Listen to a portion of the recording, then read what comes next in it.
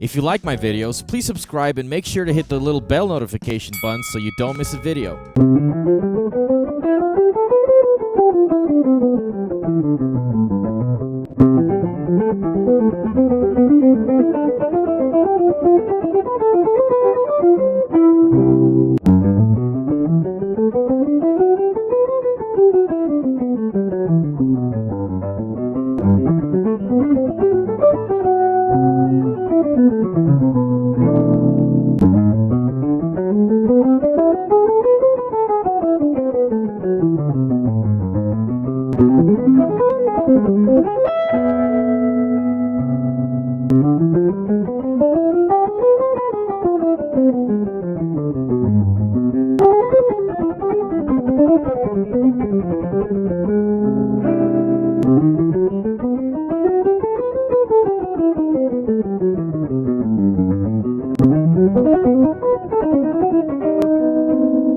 So first, let's go through the chords on which the lick is over. I'm going to show you some variations on the chords as well as substitutions. Then we're going to go ahead, play the lick, full speed, and half speed. And I'll explain exactly what's going on. So this is going to be over a minor 2-5 on G minor. So you should already, I'm speaking to the intermediate players here. So I'm assuming you're familiar with this. And then, so that's a simple way to go about it. We have the minor 11, the A flat 7 sharp 11 substituted for the D7 flat 9, G minor 6, or we can play it more traditionally, straight up half diminished, D7 flat 9, G minor 6, or we can do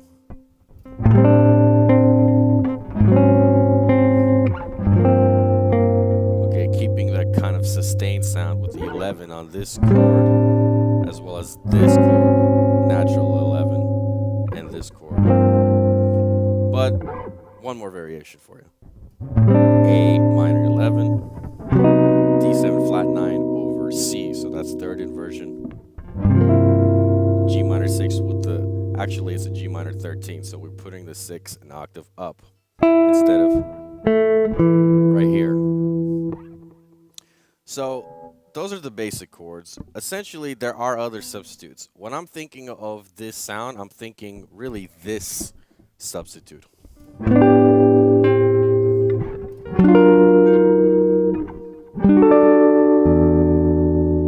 Okay, so I'm thinking of the major 7 sharp 5 substitute from the melodic minor. So for the A half diminished, I will play a E flat major 7 sharp 5, and now can go up a minor third to substitute for the D7. If we actually put a D root in there, you can see that this actually makes a D7 sharp 9 sharp 5.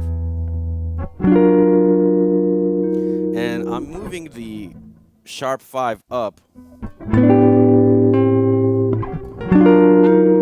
just to create some movement within the substitution. Okay, so now that we have that sound in our head, let's do the lick.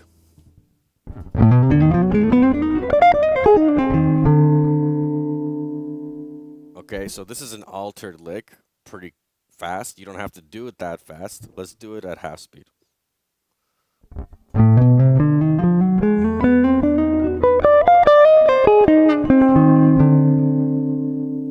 So it's actually quite simple what's going on here. Starting with the root of the A minor 7 flat 5, I'm going up, whole, half diminished.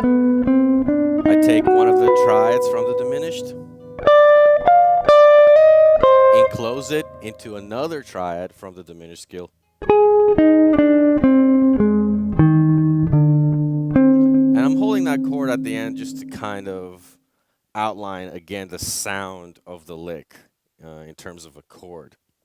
In this case, I'm playing an altered version of D7 with a flat 9 in this case, and a flat 7, creating a cluster chord like that.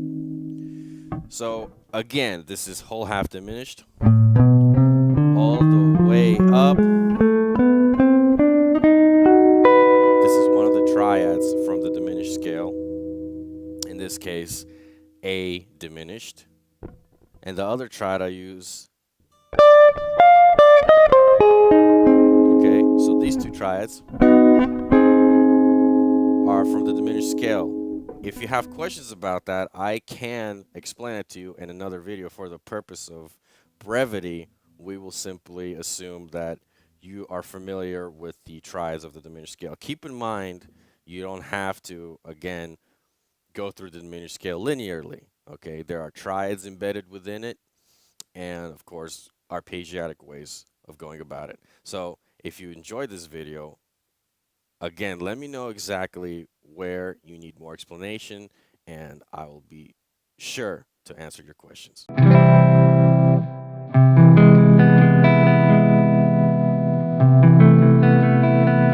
That's a spicy meatball!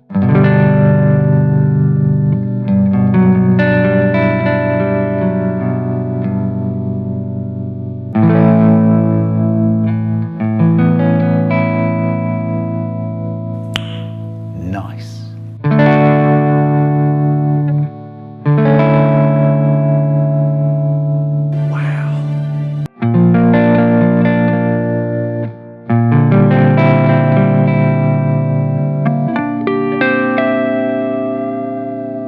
Oh man, I feel like wow. Let me show you a lick where there's a lot of little thumb wiggles that I use. And once we dive into the lick slowly, it'll make more sense why I'm doing that.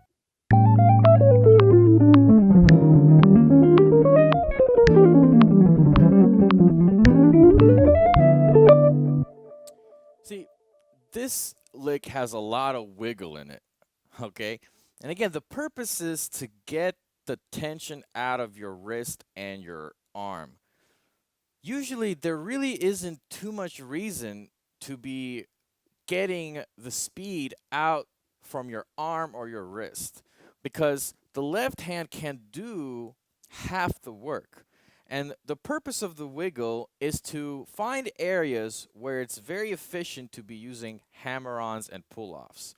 You'll notice that anytime my thumb wiggles, there's usually a hammer-on or pull-off. Let's do the lick slowly. You might have noticed that there's basically two subdivisions here.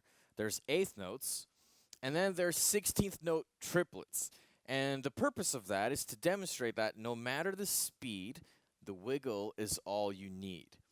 Now, of course, I'm not strictly using a wiggle. You'll notice that there's still a little movement in my arm, just a little, and my wrist. Again, they all go hand in hand to minimize the tension. And it's going to look a little bit different for you. That's why picking looks a little different for everybody. But the point, again, is to listen to your body and figure out what is smooth, what is effortless. Let's do it slowly.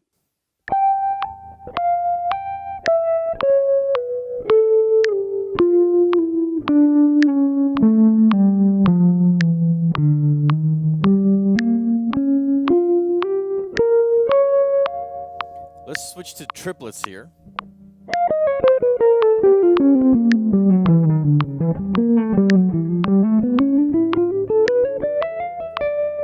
Even slower.